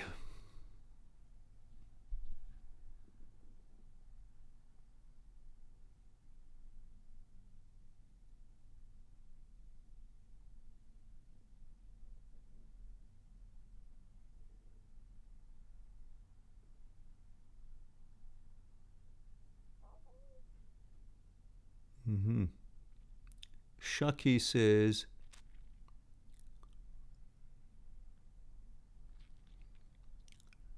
I told him that I liked him, but that I didn't want to sleep with someone I was unlikely to see again because we don't live in the same city. And he never replied. I was leaving the next day. Well, that means he just wanted to get into your pants, and that's it. So that's pretty much, you did the right thing. Move on. And that will pass. Don't worry about it. Focus on your life. Focus on you. Focus on what life has to offer, what you want to accomplish. All these are what brings that motivation of life, not pleasure. That was just a pleasure, and if it's not going to be happening anything after that, then you made the right decision. Don't worry about it. Clover says, haha, I'm going to try that Corona home cooking line. Yeah, I guess so. All right. Jeffrey Skelton says, lol, good Emperor Palpatine voice. Yes. Mackenzie Flannery says, hello, Mehran. Sorry, I'm joining in late. You are, aren't you? Just go on in the corner of the class and with face the wall and one leg up, two hands up. That's how I remember in my elementary school, they would punish people. I never got that because, I don't know, I was pretty careful. But some people who were mischievous with kids were being told, go there. And then they had these hats too, and this they would put the hat, or was it in movies I saw, or was it in our classroom as well? I don't know, funny hats put on. Psychological nightmare. The kids were grown up. Mackenzie says, okay, you've got that one. And Charlotte says, thank you for your advice. If he can move on, so can I. Yes, you damn well you can. You damn right you can. You want the truth. What was that? Few Good Men? I love movies. And he says, I can't wait to meet someone who loves me for who I am. By the way, you're hilarious. I know. That's the problem. I walk around my place and laugh all day long. Some people think I'm crazy because I'm laughing too much. I remember this video I made about home remedies, or how to take care of yourself for blood pressure and all that. And it was in Farsi, in my mother tongue. And many people appreciated and loved it and said, oh, it's so good that you're so smiley and you say it with positive attitude and so on. And some people were so annoyed. They actually cussed, a really terrible cussing, that you so-and-so, why you laugh? Why you smile? What the hell? Why not? What should I do? Cry and say it? Anyhow, so... Dudley Luki says, good afternoon, Mehran. Good afternoon, Dudley. Glover Snow says, Mackenzie, you missed some funny moments from Mehran. Okay, yeah, probably. And Glover says, yes, 30, 40s, 40, it's perfect age, even with kids is okay. Glover is giving a line here. Where is it? Where are you? Sadaf? Was it you? Somebody is making preludes. Okay, now, let's see. Mackenzie says, I am 21. I live in Michigan. I have been seeing a guy who lives in Washington, D.C., but had planned to move to Michigan. We have spent a lot of time in person together because his family lives here. Oh, okay, good. And Mackenzie says, we both care a lot about each other, but he can no longer move to Michigan because of his job. We decided long distance is not unhealthy, but still want to be in each other's lives, what do you recommend? Just leave it. Long distance will not work. If any of you have an opportunity to want to try it, to be in the same city, okay, but otherwise, you never know. I think just be in contact if you like, but don't put your hopes high, either one of you. And because even if you stay in touch long distance wise, eventually it will lead into some emotional experiences, and you will be infatuated with each other more and more, and you will consider each other maybe a partner. And then at the same time, you are satisfying the rule of mind, your expectations of your spiritual or your psychological needs through the words and through support, through being in contact. But the physical portion of your entity, the body, is not being fulfilled. You need to hold hands, you need to go for tea or coffee, touch, to create that oxytocin, the chemicals that are secreted in your brain through the idea of like dopamine is created when there's a promise of something good is happening, like when you're going on a date. It's just a whole excitement, the shine, that's dopamine. And then when you see each other, hold hand, or they look into each other's eyes, the promise of intimacy and all that, that's oxytocin, the feeling of it. And the serotonin, the mood, and all the rest of it. These are all created when there's actually a physical connection and proximity, close proximity. So because that's going to be missing, you will eventually meet somebody else, either one of you, and you'll be a total disappointment because you've been counting on this psychological attachment that you've been creating through the Skype or through long distance relationship, which will crumble down, and then you will be hurt in the way that you didn't expect it. So that's my opinion is, of course, my opinion doesn't worth a dime, so you can throw it out in the window, but I recommend you keep it. And Chris says, this is a long stream today. Yeah, it is, isn't it? It's 2 hours. We did have longest stream we had in life of this channel was 5 hours. Can you imagine? For 5 hours I answered questions. And then we cut it down eventually 4, 3, 2, and now I just try to make it 1 hour, and sometimes slips by 1.5. Today is the longest in the past year, I guess, or a few months. But I'm trying to be cordial and answer everybody's question and then stop it. So I'll try to meet my schedule here. B says, can you share your morning routine? Maybe another time, because it's this is my routine. Get up, clean up, have breakfast, sit down, and talk to you guys. Meditate and so on. And Mackenzie says, we both care a lot about, okay, we talked about that one. And Arthur says, I can't shake the feeling of being alone forever when my ex left. Okay, I have a video on that. It says, alone. Just type in alone or being alone. Not be alone, or just the word alone, or lonely, and you see a bunch of videos, and watch those, please. A memory of my mom leaving me at a young age, which I thought wasn't a big deal, even though I see both my parents all the time now. I'm sorry? I can't shake the feeling of being alone forever when my ex left. Why should you be alone forever? Was the ex the only person on this earth? Last I checked was about 7 billion. Of course, coronavirus is kind of taking care of some. Unfortunately, the hell with this coronavirus. But last I checked, there were like billions of people on this earth. What is it that makes you think that you're going to be alone forever because your ex left? In fact, when the ex left, it opens up the door for other 7 billion have a chance. What are you talking about? I don't understand you. And then you say, a memory of my mom leaving me at a young age, which I thought wasn't a big deal, even though I see both my parents at the same time now. Okay? And so, all good. You see them all good. And do not compare your mom leaving at your early age, young age, to ex left.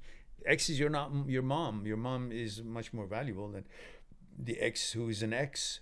If he was an ex, he was present and then something.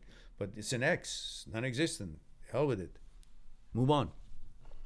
Don't be attached to something that doesn't want you. Ever. Ever.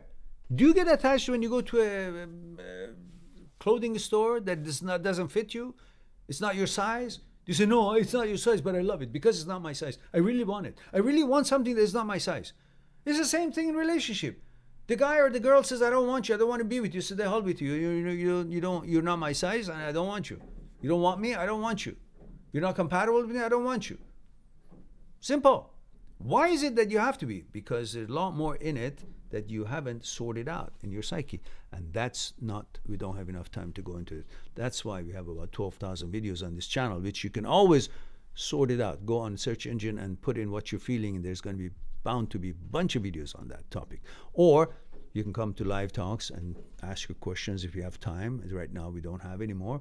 Or go on my site, mind@6truth.com, click on talk to me via Skype, make a 1 hour appointment. I will throw in another about 1 hour, another 1 hour complimentary. We'll have 2 hours to discuss it one-on-one, explore it together on Skype. Now, Clover says, do another one in 6 hours. No, I don't know.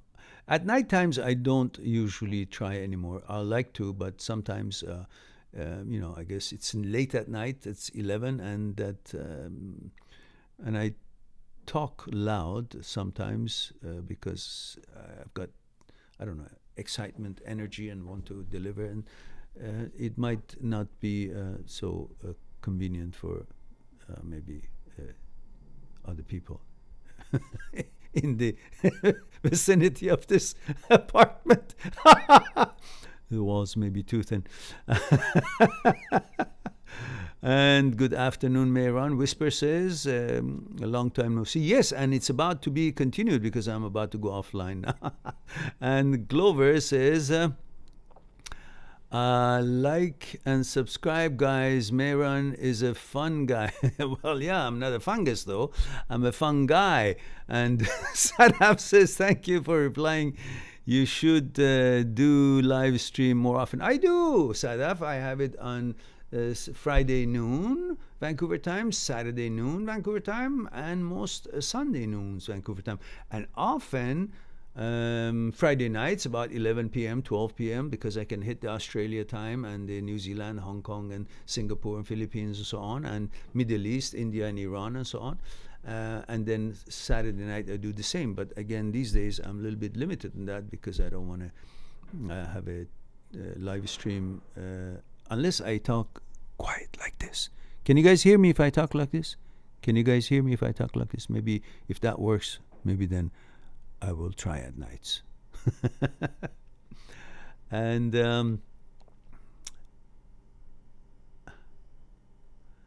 And Iris Chan says, hi, sir. Hello, Iris. Where have you been? We're almost done.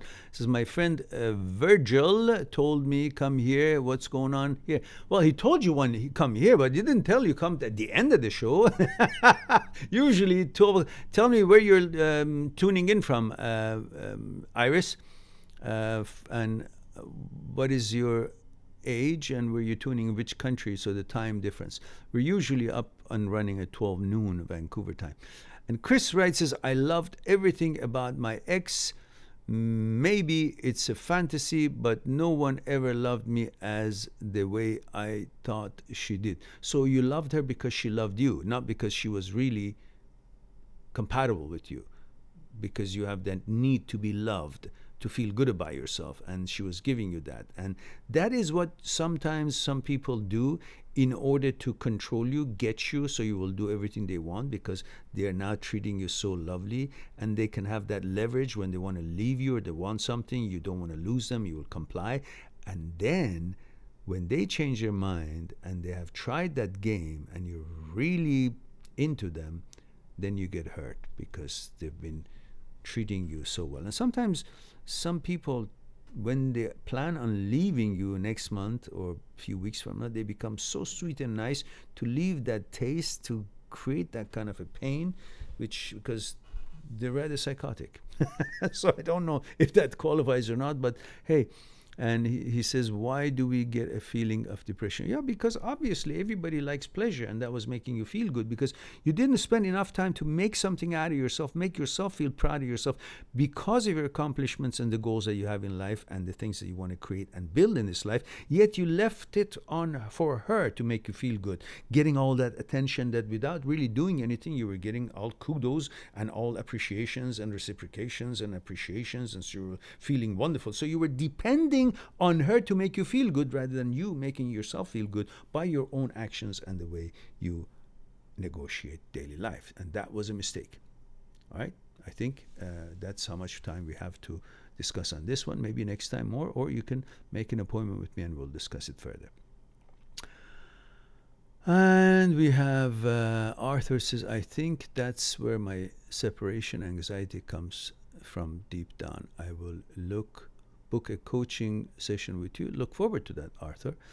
Iris says, love your laugh. Thank you. Appreciate that for the kind words. Nick says, Enga mihi nui matua. Yet another great life lesson we all can learn, grow from. Kia pai to wiki. Thank you very much, Mehran. Have a great week. Thank you very much, Nick, for your love, for your attention, for your kindness and support. And we look forward to see you again. Iris says live stream eviction. I don't know what that means. Sadaf says, can you please put a schedule on your live stream under your videos and about page? Thanks. That's a good idea. Iris Chan says it's not Virgil, it's V as in Vietnam girl. Oh, is it? Okay. I mean, Hong Kong. Oh, okay then, dear. Thank you very much for being here. I appreciate your support. And everybody, if you haven't clicked on like, please do. If you haven't subscribe. It's time for me to, we hit all the questions, time for me to say I love you all. Thank you very much for being here and giving me the opportunity to share a thing or two with you. I look forward to talk to you again, perhaps tomorrow, if not tonight. In the meantime, be good to yourself, to the others, and I'll talk to you soon. Bye for now.